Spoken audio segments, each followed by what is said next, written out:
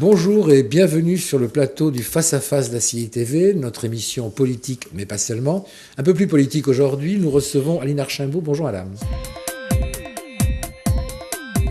Vous êtes sénatrice de Seine-Saint-Denis. Oui.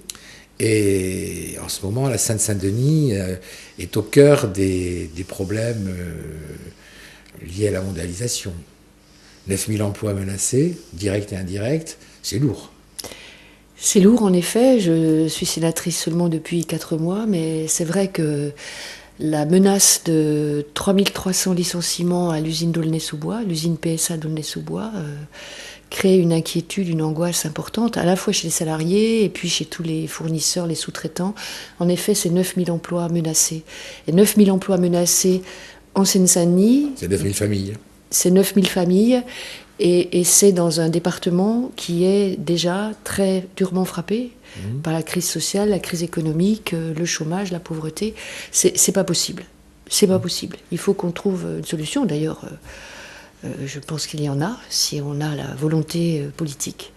Vous pensez qu'il y a une solution ? Oui, il y a une solution. La solution, c'est d'une part d'empêcher ces licenciements, mais d'autre part de constater qu'aujourd'hui, il faut réfléchir aux produits automobiles, qu'il faut mettre autour de la table l'ensemble des syndicats qui sont très mobilisés, les représentants de la direction, mais aussi les représentants de l'État et des communes, du département et de la région, pour convertir ces emplois industriels et définir à partir du savoir-faire qui est présent sur place dans le personnel. Les gens savent faire un certain nombre de choses. Quels produits on peut fabriquer, parce que c'est vrai que le marché automobile est saturé en Europe. C'est vrai. Alors, c'est ce que nous dit la direction de PSA, et c'est vrai. Mais il y a d'autres besoins. Il y a des besoins de concevoir, d'une part, des voitures vraiment écologiques du XXIe siècle, qui soient beaucoup moins dépendantes du pétrole, parce qu'on connaît le prix du pétrole aujourd'hui, sera de plus en plus cher, qui puissent être totalement recyclables.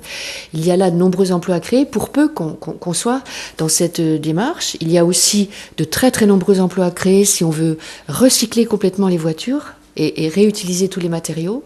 Et puis il y a des emplois à créer dans la fabrication, le développement d'autres moyens de transport collectif, transport par exemple pour organiser les livraisons en centre-ville, dans les villes saturées, transport dans le ferroutage, et puis dans d'autres métiers, économie d'énergie, etc. Moi j'ai l'exemple à Vénissieux de l'entreprise Bosch, 600 salariés, menacés de fermeture en 2010. Ils assemblaient des pompes à injection diesel. C'est fini ça. Et là, il y a eu une démarche intelligente de la direction. Et les syndicats ont travaillé avec. Ils ont regardé, ils ont anticipé plusieurs mois à l'avance, si vous voulez, quels autres produits étaient utiles aujourd'hui, dans quel domaine il y avait de la demande. Et aujourd'hui, sur les 600 salariés, il y en a 220 qui assemblent non plus des pompes à injection diesel, mais des panneaux photovoltaïques. Les emplois ont été maintenus de façon durable. Alors il a fallu former les gens. C'est juste un exemple. C'est un exemple, mais il y a eu une volonté. Oui. Non, mais je veux dire qu'un exemple ponctuel ne peut pas être suffisant pour déterminer une politique nationale. Vous avez raison, mais encore faudrait-il que la politique nationale se donne cette priorité. Parce que vous voyez, les gens, il y en a 80 qui sont partis en Allemagne, qui ont été formés là-bas pendant plusieurs mois.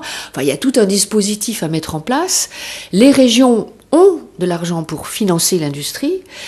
Si c'est une priorité à la fois au plan national, au plan régional, au plan local, et si les directions d'entreprise, si les responsables des entreprises sont partants, et si les syndicats également sont partants, et si tous ces gens-là se rassemblent, mais ça demande un travail dans la durée, sur plusieurs années.